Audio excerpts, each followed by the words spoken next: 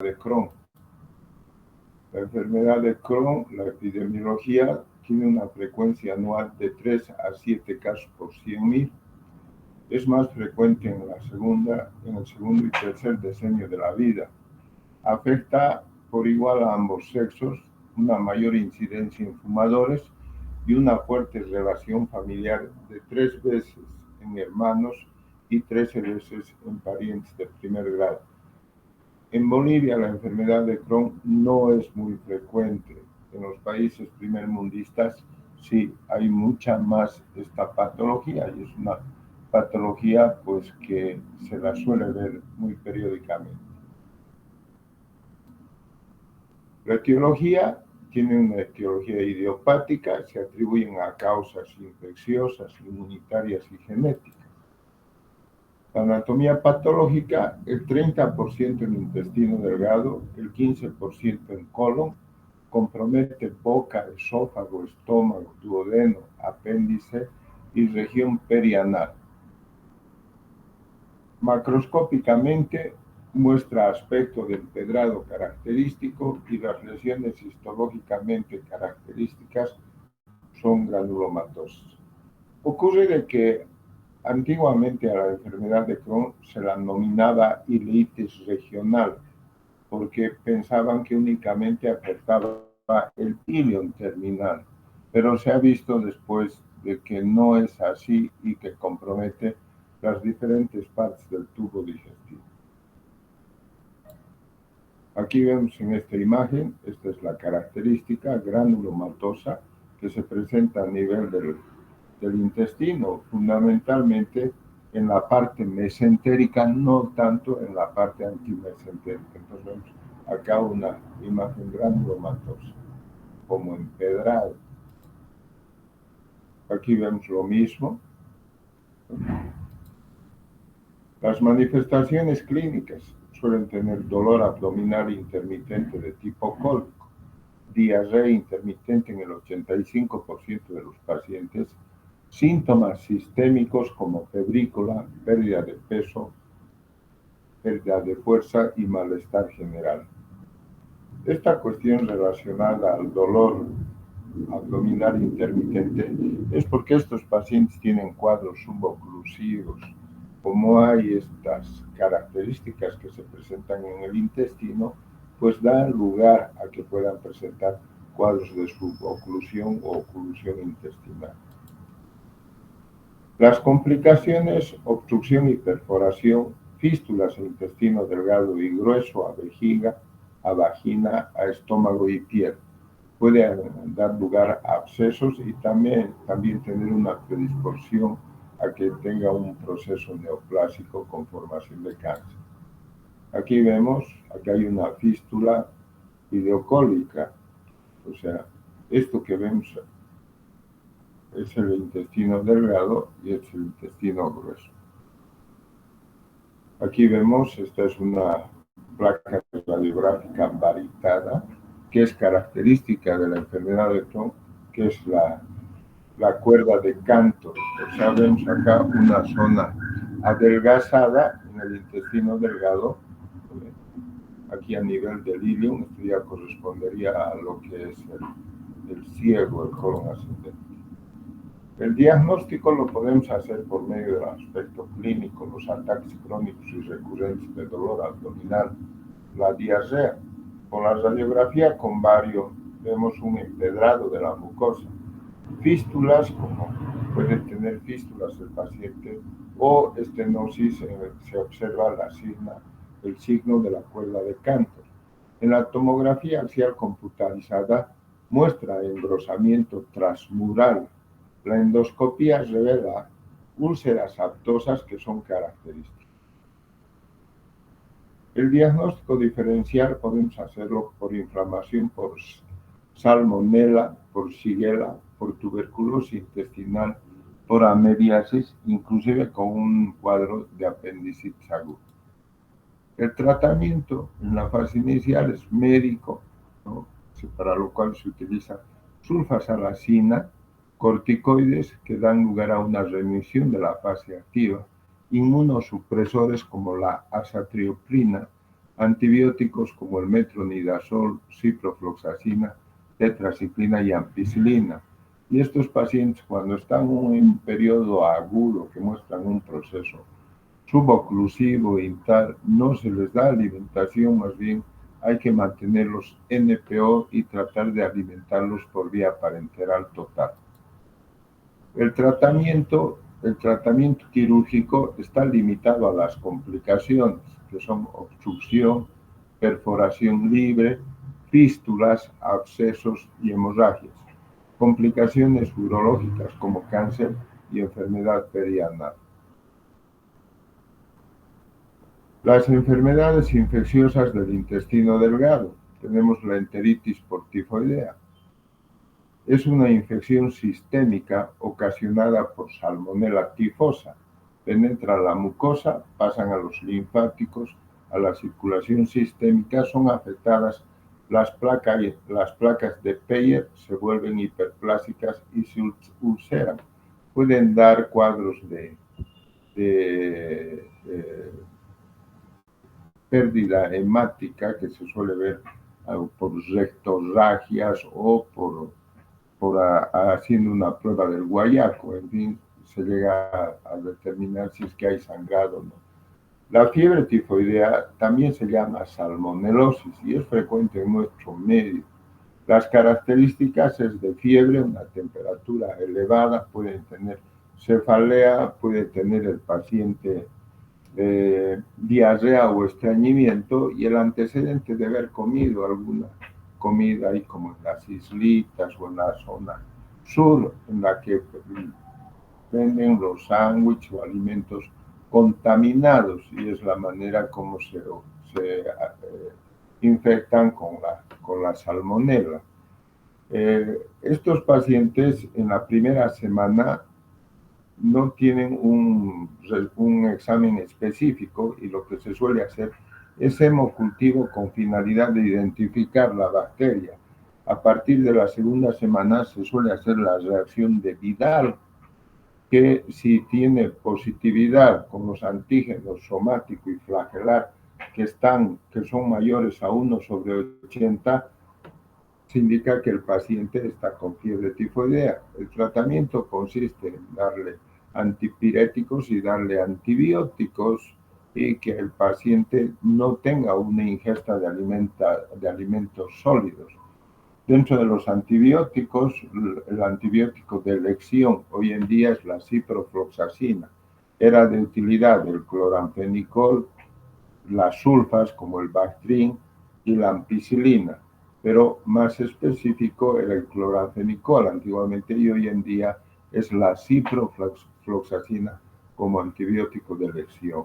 En el hemograma, el paciente, en vez de tener leucocitosis, suele tener leucopenia, que es una manera también que nos apoya al diagnóstico. Y dentro del aspecto físico, la lengua del paciente es una lengua sabural, como la lengua de los empachados, una lengua blanquecina. Podemos ver de que a la palpación a nivel de región de fosa ilíaca derecha presenta borborismo, con más la fiebre, el hemograma y los exámenes de laboratorio se llega al diagnóstico. La complicación de la fiebre tifoidea es el hecho de que esas ulceraciones a nivel del ilio puedan perforarse y fundamentalmente las perforaciones suelen acontecer en la segunda semana de la bacteremia que tiene el paciente. Y cuando se perfora, pues va a tener signos de irritación peritoneal, van a requerir de un procedimiento quirúrgico. En la laparotomía exploradora se van a encontrar una o varias perforaciones en el intestino delgado.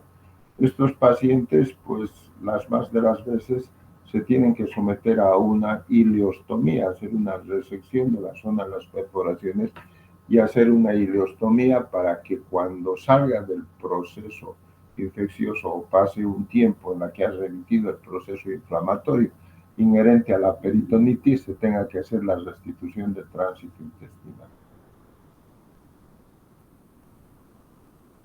Las infecciones por micobacterias pueden ser ocasionadas por Mycobacterium tuberculosis, Mycobacterium avium complex, MAC, que produce adenitis cervical, que se denomina escrófula. El sitio más frecuente es el ilium distal y el ciego. Hay inflamación, hay estenosis o fístula. El diagnóstico se hace a través de la identificación del germen. Se puede hacer una tinción ácido resistente para determinar si la infección es por tuberculosis.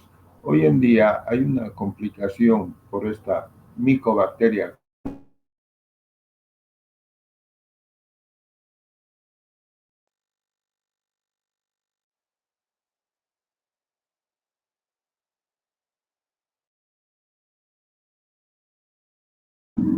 desinfección adecuada de la parte de la piel, y es así que cuando meten el trocar para hacer la lipoaspiración, estos pacientes se contaminan con esta bacteria, y es muy difícil, extremadamente difícil, poder controlar y hasta pueden perder la vida. Esas son las complicaciones que van en cirugía plástica en los pacientes que se someten a estos procedimientos de lipoaspiración. Muchos de ellos que han tenido esta complicación no se han resuelto aquí en el país y han tenido necesidad de ir afuera con finalidad de que reciban un tratamiento más, más seguido, de mayor control, con exámenes de laboratorio, sometiéndose inclusive a procedimientos de limpieza quirúrgica de la zona de formación del absceso. El tratamiento para la infección por Mycobacterium avium complex, amikacina, ciprofloxacina, cicloserina. Para la infección por tuberculosis, antibacterianos como el tratamiento específico para la tuberculosis.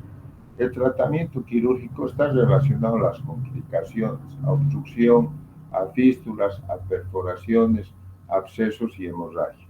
En situaciones de que el paciente tenga una obstrucción y que la obstrucción sea por una etiología tuberculosa, a veces no se hacen resecciones, sino que se hacen puentes, o sea, como bypasses. Se llega a la zona de obstrucción y se hace una anastomosis, obviando la zona de obstrucción. Las neoplasias del intestino delgado. Consideraciones generales. Solo el 5% de todas las neoplasias gastrointestinales y el 1 a 2% de todos los tumores malignos se presentan en el intestino delgado. La edad media es de 59 años para los benignos y de 57 años para los malignos. Hay una mayor frecuencia del cáncer en los varones.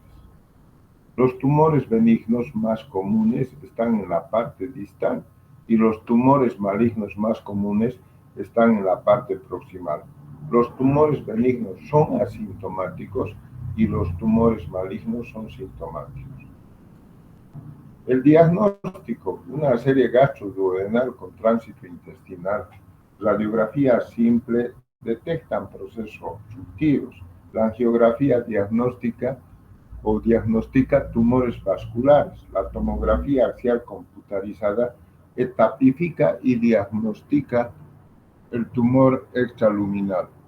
Y el resultado en función de también, si no se llega a una conclusión diagnóstica, la laparoscopía y la laparotomía exploradora que nos ayuda al diagnóstico. Y hoy en día se está utilizando una cápsula que se llama la cápsula endoscópica, que se hace ingerir al paciente una cápsula y esa cápsula va a ir filmando toda la parte del intestino delgado y así se va a identificar la zona tumoral.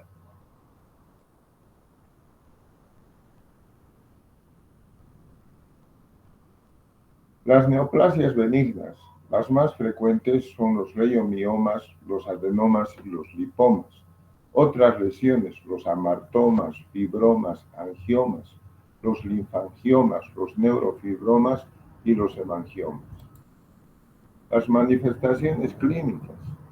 dispepsia, anorexia, malestar y dolor abdominal. El tratamiento es el tratamiento quirúrgico. La resección en función de la zona que está comprometida. Las neoplasias malignas en orden de frecuencia son los adenocarcinomas, los carcinoides, los sarcomas, los linfomas. Las manifestaciones clínicas: dolor abdominal y pérdida de peso, diarrea con tenesmo, hemorragia y el guayaco positivo. El guayaco positivo también se llama la prueba de Wassermann o prueba de Weber, que es sangre oculta en heces fecales.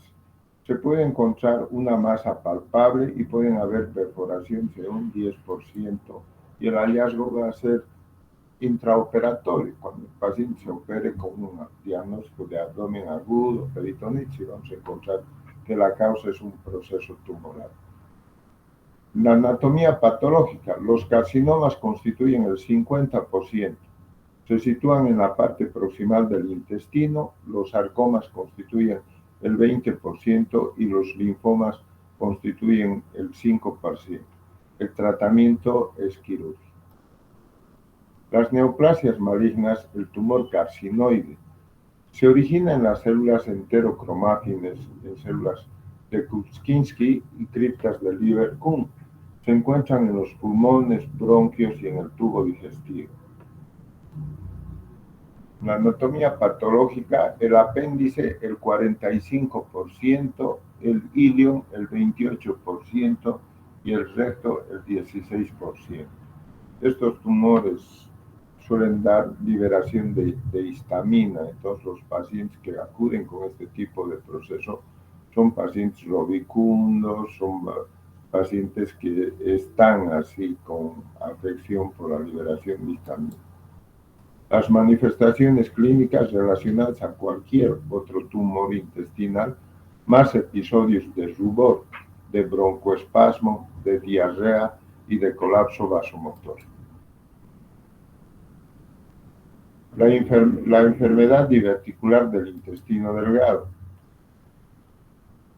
Dentro de las enfermedades diverticulares, el divertículo verdadero contiene todas las paredes, que puede ser congénito, como el divertículo de Meckel.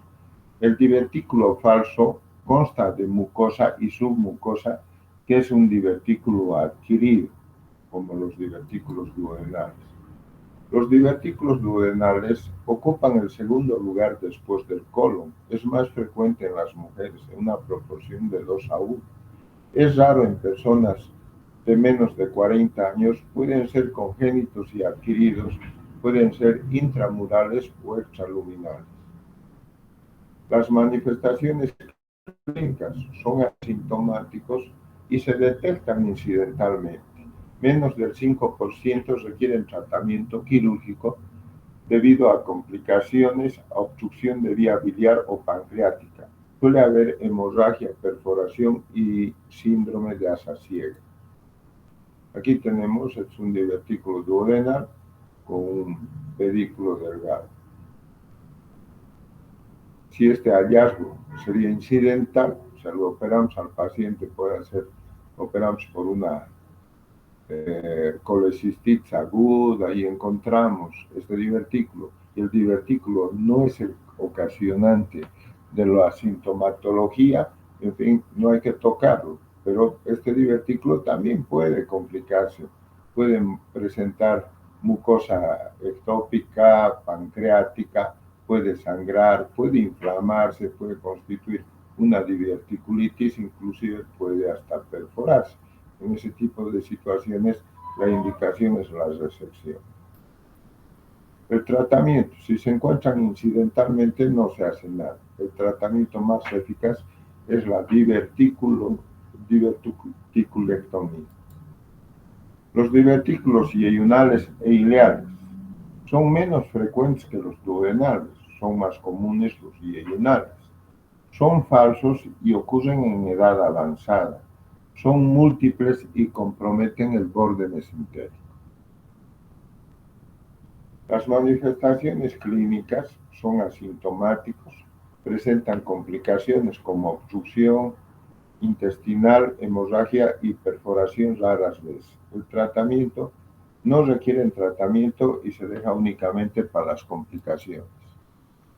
El divertículo de Meckel, una frecuencia, es una anomalía congénita más frecuente.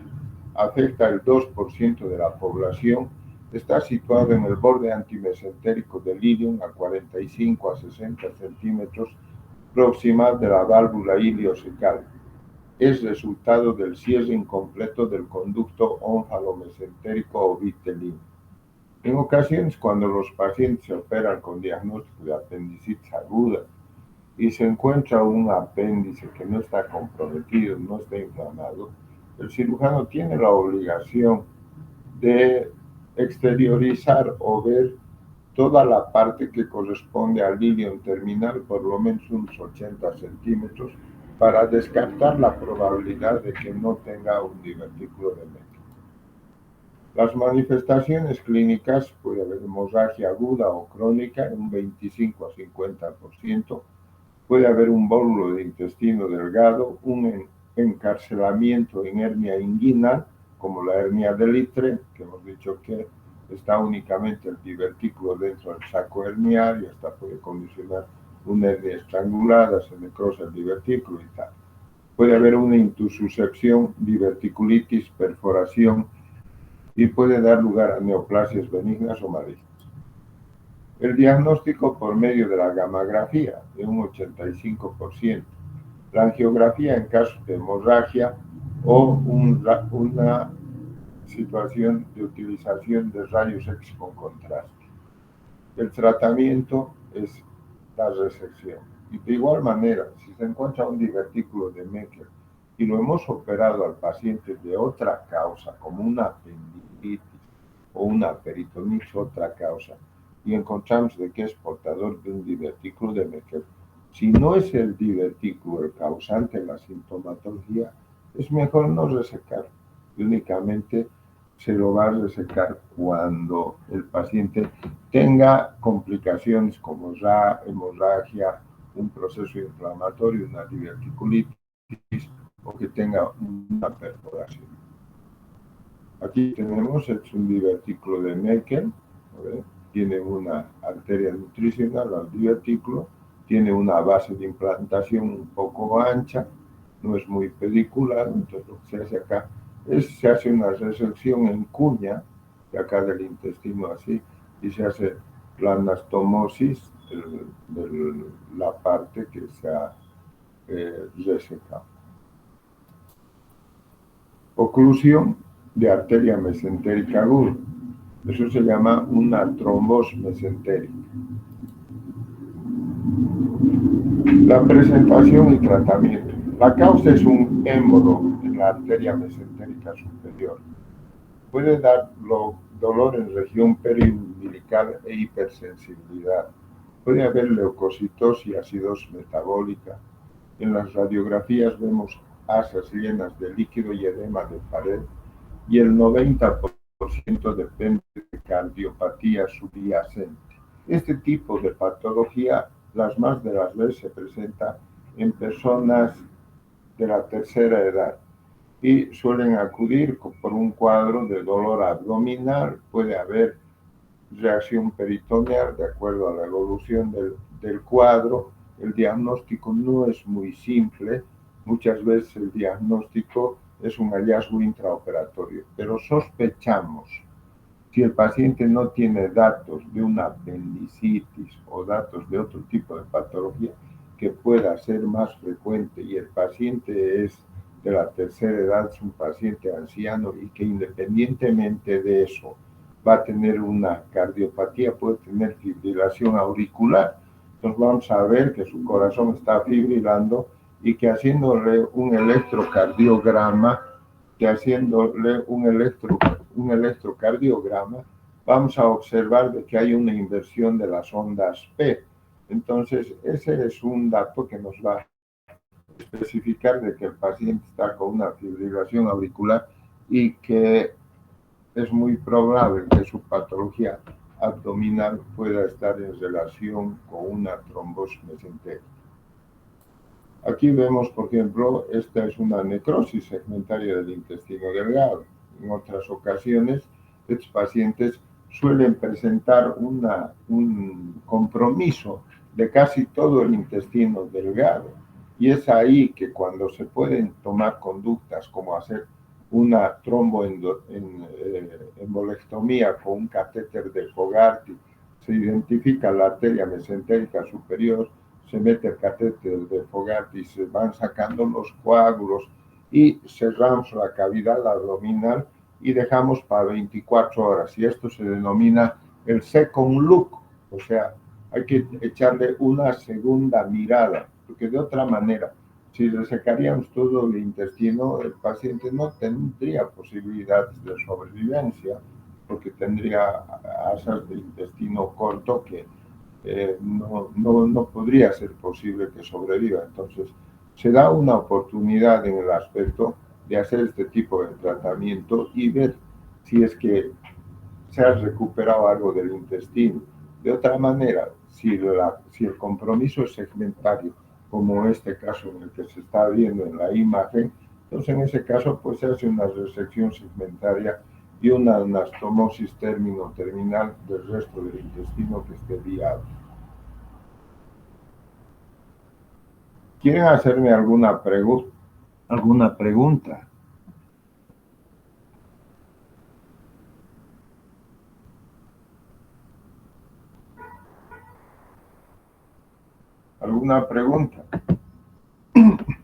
¿No hay preguntas? Parecer no hay, doctor. Ya, bueno, vamos a continuar. Apendicitis agudo. La fisiopatología se desencadena por la obstrucción de la luz apendicular. Una hiperplasia linfoide, fecalito o cuerpo extraño. Macroscópicamente, la apendicitis puede ser catarral, flemonosa, gangrenosa y perforada. Bacteriología, hay bacterias aeróbicas y bacterias anaeróbicas. El apéndice puede tener una localización pélvica, laterocecal, ileal o retrocecal ascendente. Aquí vemos en la forma macroscópica una apendicitis catarral, una apendicitis flemonosa, una apendicitis o un apéndice gangrenado y un apéndice perforado. Esa es la forma macroscópica de identificar el proceso inflamatorio del apéndice. Las bacterias pueden ser aeróbicas y anaeróbicas. Las aeróbicas, como la Escherichia coli, Streptococcus viridans, la Pseudomonas aeruginosa, el Streptococcus del grupo D y Enterococos. Las anaeróbicas, Bacteroides fragilis, Peptostrocos bifolia, Lactobacillus, Fusobacterium. El diagnóstico es clínico, antecedentes y datos físicos, laboratorio y rayos X. La presencia de dolor abdominal localizado en la fase inicial duele a nivel de pigacho, región periumbilical, para ir a localizarse a nivel de fosa ilíaca derecha. El paciente suele tener anorexia, náuseas, vómitos y fiebre.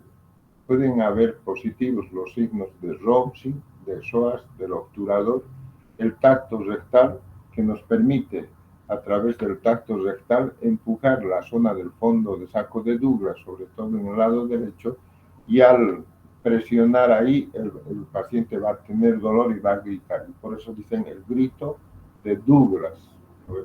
En la radiografía podemos ver la presencia de un fecalito, la tomografía axial computarizada, la ecografía, y el enema varitado también puede ser de utilidad. El enema varitado, hay una prueba que se llama CEPA, y fundamentalmente no se hace en los casos en los que haya signo de Plumber positivo, sino en los casos que no sabemos en la fase inicial si tiene apendicitis o qué.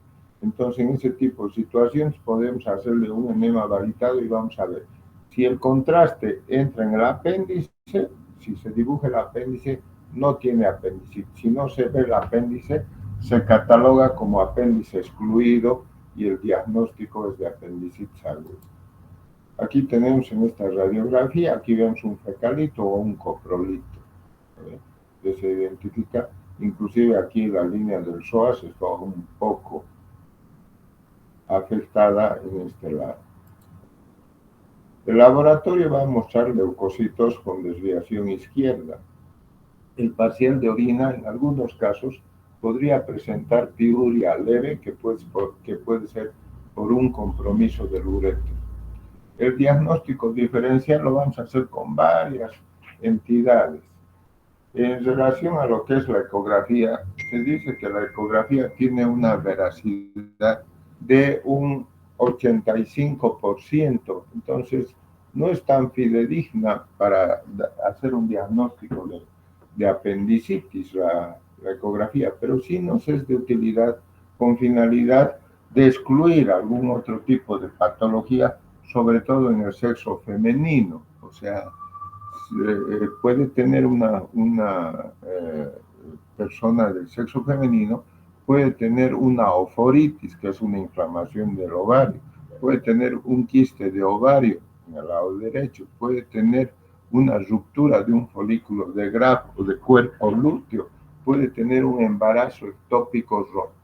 Entonces, todas estas patologías tenemos que considerarlas para hacer el diagnóstico diferencial con una apendicitis.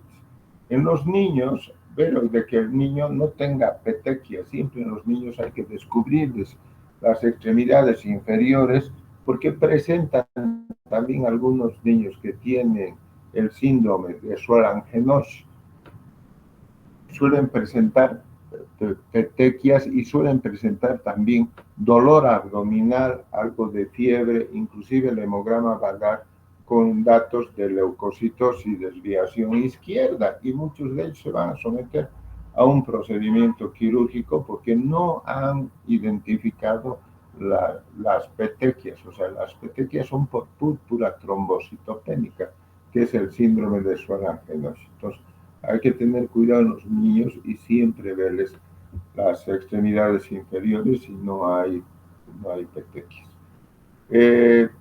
Otros diagnósticos diferenciales con problemas de litiasis ureteral, de cólico renal, de pielonefritis, hasta de colecistitis aguda, porque pueden haber apéndices que son retrosecales ascendentes o subhepáticos. Entonces podemos entrar con diagnóstico de que a lo mejor está con una colecistitis y lo que tiene el paciente es una apendicitis aguda. Con otras patologías como la adenitis mesentérica, que es una inflamación de los ganglios del mesenterio que pueden estar infartados y dar lugar a dolor abdominal. Entonces, todas estas patologías debemos considerarlas dentro del diagnóstico diferencial. El tratamiento médico y quirúrgico, o sea, poner ya si tenemos el diagnóstico de apendicitis, pues ya podemos ponerle inclusive algo de antibióticos en forma preventiva y prepararlo para la cirugía al paciente. Las complicaciones de una apendicitis son las peritonitis, que pueden ser localizadas, el absceso apendicular, las peritonitis que pueden ser generalizadas, que los pacientes pueden estar inclusive con un cuadro séptico y bien, como decimos, tiene apendicitis o ha tenido apendicitis como una cosa banal, pero cuando hay complicaciones, inclusive puede perder la vida el paciente que se ha complicado con este cuadro. Hay otro tipo de complicaciones ya postquirúrgicas. Otro tipo de complicaciones postquirúrgicas, como el absceso de pared, puede haber una dehiscencia de la ligadura de la arteria apendicular, puede haber una dehiscencia del muñón apendicular. En caso de que sea una dehiscencia de la ligadura de la arteria apendicular, el paciente puede entrar en un shock hipovolémico, hay que reoperarlo, hay que retirar todo el contenido hemático de la cavidad abdominal y hacer una ligadura adecuada de la arteria apendicular. En otras circunstancias, que pueden haber también dehiscencias del muñón apendicular, porque el apéndice puede estar necrosado, a veces está afectado la parte de la base del apéndice, y el hacer ligaduras o darle puntos para cesar puede dar lugar a que haya una dehiscencia y posteriormente el paciente tenga una peritonitis. Independientemente de todas estas situaciones, tenemos que prever dejándole unos drenajes y tal. Y en el primer momento en que haya alguna sospecha de que hay una fuga de contenido intestinal o fecaloideo, pues hay que entrar a reoperarlo al paciente. Una complicación, que es una complicación no muy frecuente, pero en todo paciente que se ha operado de apendicitis aguda,